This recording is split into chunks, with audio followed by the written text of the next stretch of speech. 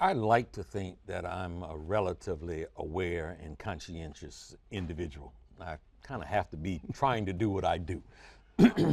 But I've read a couple of your highly illuminating, informative books. This one here is Black Labor, White Wealth, The Search for Power and Economic Justice. And you have an appendix in this book that sort of blew my mind as I was reading down it. And it's titled Boundary Safeguards and Restrictions in Southern States.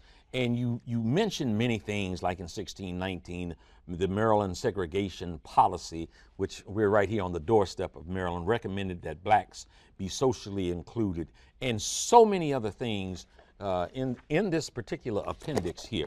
But when I got down to the year 1775, there was something called the Virginia Runaway Law that allowed the sale or execution of slaves attempting to flee slavery.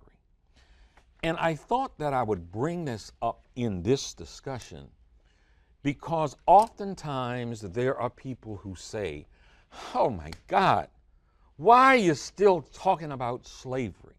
And I think that in 2015, there is, for the most part, a wholesale lack of appreciation for the impact that slavery, for the hundreds of years that it was practiced, has on today's world. Right. And see, black folk are still under the impact of 360 years of slavery and another 100 years of Jim Crow semi-slavery. I didn't hear the first part you said. That they're still being burdened, they're overburdened by slavery because no one has addressed the negative impact of slavery on black folk. It's never been addressed. Because what was the purpose of slavery? The purpose of slavery was to systematically, socially engineer black folk into the lowest level of a real life monopoly game that was based on wealth, power, and control, what you own and control. And slavery itself then maldistributed almost 100% of all this nation's wealth, power, resource, privileges, and controls of all levels of government into the hands of the dominant white society. And black folk don't have enough resources to be a competitive group. When black folk came out of slavery, let's say before they even went into slavery, they owned and controlled nothing. When they came out in the 1860s, a few blacks, about 250,000 black folk, had successfully acquired 1/2 of 1% of this nation's wealth. And that was in 1860, Rock. Here you are 150 years later, black folks still own and control 1/2 of 1% of this nation's wealth. And it's wealth that controls what you get, what your opportunity is going to be. And that 1/2 of 1%, what does it equate to today? That means that the typical white person right now has 3,500 times more wealth than black folk. And we tell black folk to go out and compete with what? What are they going to compete with? They don't own and control anything. They still own and control 1/2 of 1% of anything that value in our society, while they are being burdened down with 6 to 7 times of their fair share of everything that's negative. That all the social pathology is being inflicted on them. They're the ones that are bearing the burdens of low-income housing, poverty, food stamps, welfare, dysfunctional families, no businesses, no opportunities, failing school systems. They're the ones that's being negatively impacted. Nobody has ever addressed the real issues. The civil rights movement didn't address the issues. They started talking about social integration. Social integration was not the problem with black folk, and even the concept of civil rights. They twisted and corrupted that concept.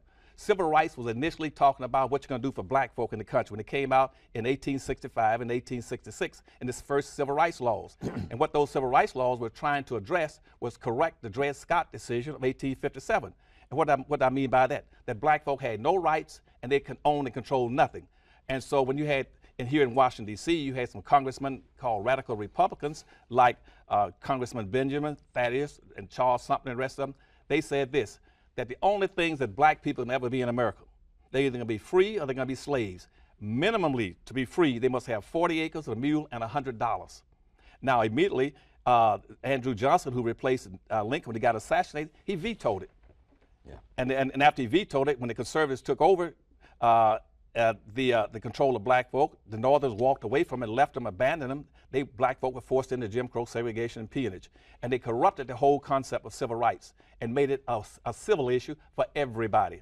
Nobody's ever enslaved the gays, the midgets, the humpbacks, women, Asians, Arabs, Hispanic, and American Indians. They enslaved black folk.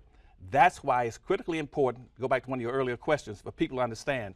When you start talking about issues, about rights, the Dred Scott decision said the black man has no rights. It didn't say the Asian man, the Arab man, the Mexican man, the Indian man. It says the black man. So what's happening now is that the whole concept of civil rights and social integration, all this has been mal-distributed, and it's been corrupted into what we call fabricated classes. They're getting all the benefits that black folks should be getting today.